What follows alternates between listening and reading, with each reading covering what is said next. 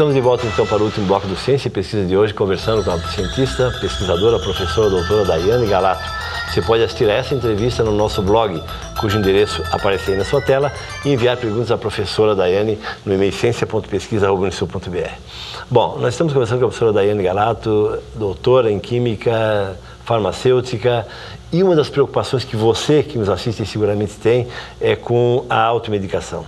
Nós cometemos, assim, com bastante frequência, essa atitude de, não, meu filho está com dor de cabeça, eu vou toma esse medicamento, eu tenho esse outro aqui, tenho outro tal. A gente vai orientando as pessoas. Professora Daiane, qual é a importância disso, a relevância do lado positivo ou do lado negativo?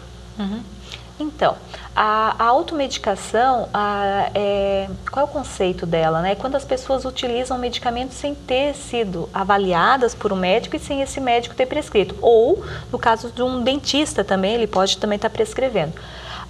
Nos trabalhos assim que a gente tem feito, e eu tenho estudado o tema automedicação em adultos, em crianças e idosos, a gente tem visto assim que é uma prática muito, mas muito comum em todas as faixas etárias, né? E a automedicação, ela tem, como o Gilson falou, ela tem prós e contras. Então, eu sempre costumo dizer assim para as pessoas que a automedicação, ela pode se assemelhar, por exemplo, a um cubo de gelo. Né? Quando a gente tem um problema de saúde, que é como se fosse um cubo de gelo, uma pedra pequena de gelo, e ele desaparece com facilidade, esse é um problema de saúde que pode ser tratado por automedicação. Vou tentar ser um pouco mais clara. Por exemplo, uma dor de cabeça, tu nunca tivesse dor de cabeça e de repente tu tens um episódio de dor de cabeça. Usar um medicamento para aquela dor de cabeça não tem muito problema.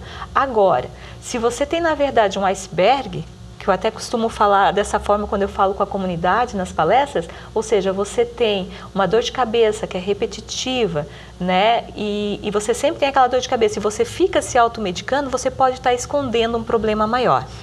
Além do que, tem situações que a gente nunca deve se automedicar. Por exemplo, um bebezinho muito pequeno, uma mulher gestante, um idoso que usa muito medicamentos, são pessoas que não devem se automedicar. São mais suscetíveis a problemas, São né? mais suscetíveis a problemas, Gilson. E aí, o que essas pessoas devem fazer? Eu sempre oriento, quando a gente trabalha na comunidade, a dizer o seguinte: olha, aproveita quando você vai no médico e pergunta para ele o que você pode usar.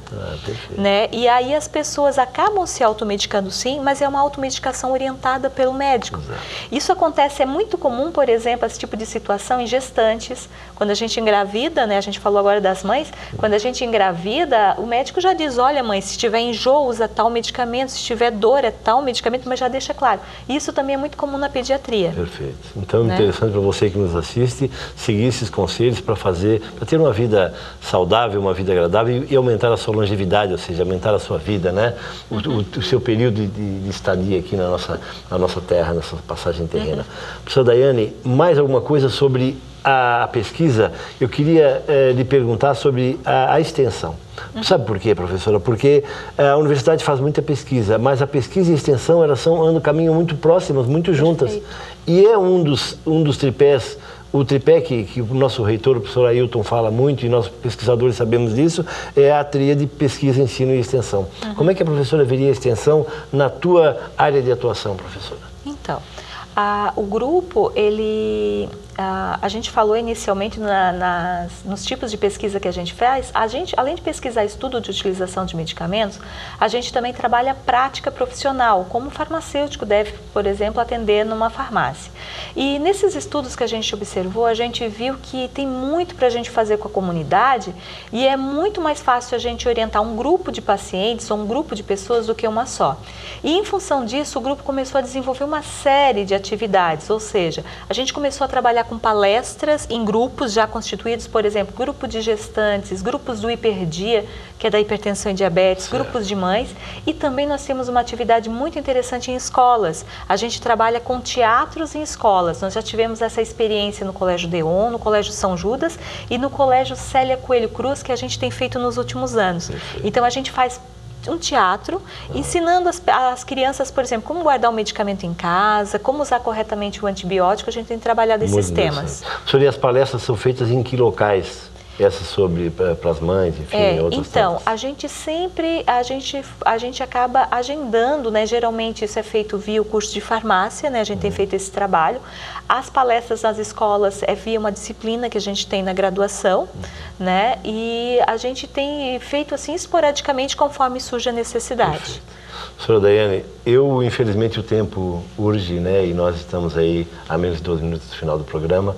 Eu fico muito agradecido da sua presença. Quero convidá-la para voltar aqui ao Ciência e Pesquisa para falar mais do Hiperdia e de outros projetos que você está coordenando no grupo de pesquisas. Eu queria deixar então as câmeras do Ciência e Pesquisa para a tua fala final. Perfeito. Então, eu queria aproveitar esse tempo que me resta para falar um pouco do mestrado em Ciências da Saúde, que é o mestrado da nossa universidade, né? Ele é um mestrado bastante recente, né? A gente tem os primeiros alunos defendendo agora as primeiras dissertações de mestrado, e assim eu gostaria de passar para a comunidade que a gente tem feito muitos trabalhos interessantes lá dentro, né? Eu vou falar um pouco dos trabalhos, né, que a gente está trabalhando lá. A gente está trabalhando, como eu já tinha falado com a professora Silvana, no Hiperdia, né? A Fernanda também é uma farmacêutica, também está trabalhando hipertensão, vai estar trabalhando em Capivari de Baixo, né? Nós temos a Marcela, que está trabalhando o AIDS, né? A gente vai trabalhar o uso correto desses medicamentos com os pacientes com HIV, né? Tem a Kellen Meneghel, que até é pediatra aqui na cidade, está trabalhando com a questão da procura ao hospital, né? E ela também está estudando a automedicação dessas crianças quando procuram o hospital.